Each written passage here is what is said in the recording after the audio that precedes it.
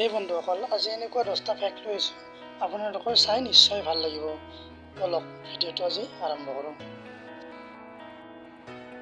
Fact number 1, পানীৰ ওপৰত থকা পোষ্ট অফিচ।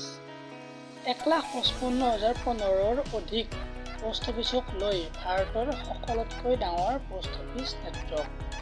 এই পোষ্ট অফিচ 7,175 মানুহৰ সেৱা প্ৰদান কৰে।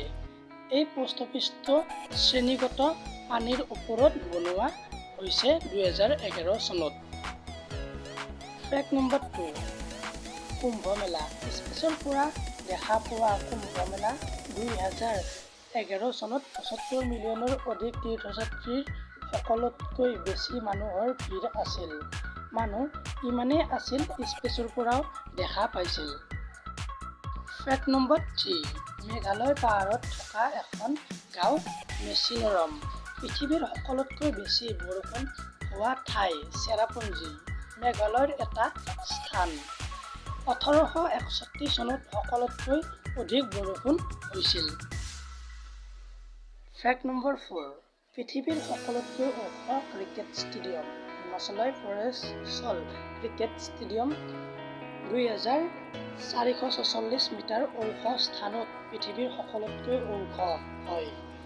এই ষ্টেডিয়ামখন 1893 চনত বনাইছিল। চেল মিলিটাৰী স্কুলৰ এটা স্থান।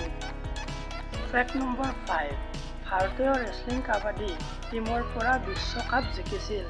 ভাৰতে এতিয়ালৈকে হোৱা কাবাডী 5টা পুৰুষৰ বিশ্বকাপ জিকিছিল আৰু ইয়াৰ সকলোতকৈ টুৰ্ণামেণ্টত অপৰাজিত হৈছিল। ভাৰতীয় মহিলা টীমে আৰু এখন হোৱা কাবাডী ৱৰ্ল্ড কাপ জিকিছিল। ফেক্ট নম্বৰ 6, চন্দ্ৰত পানীৰ খোজ কৰিছিল ভাৰতে 2009 ছেপ্টেম্বৰত। ইনৰো চন্দ্ৰয়ান-1 মুন মিনাৰেলজি মেপ ব্যৱহাৰ কৰি প্ৰথমবাৰ চন্দ্ৰত পানীৰ পথ গম পাইছিল। ফেক্ট নম্বৰ 7, ইংলেণ্ডত বিজ্ঞান দিৱস পূৰ্বে ভাৰতীয় ৰাষ্ট্ৰপতি APJ আব্দুল কালামক সমৰ্পণ হয়। ভাৰতৰ মিছাইল কাৰাকোৰাম-জনকে আগমনৰ পৰা ছুইজাৰলেণ্ডত 26 মে'ত বিজ্ঞান দিৱস হিচাপে ঘোষণা কৰিছিল। ফেক্ট নম্বৰ 8, ভাৰতত প্ৰথমখন ৰকেট চাইকেলত নিয়া হৈছিল জানেনে আপুনি? প্ৰথমখন ৰকেট ইমান সৰু আছিল চাইকেলৰ পিছত এনেদৰে নিবলগীয়া হৈছিল।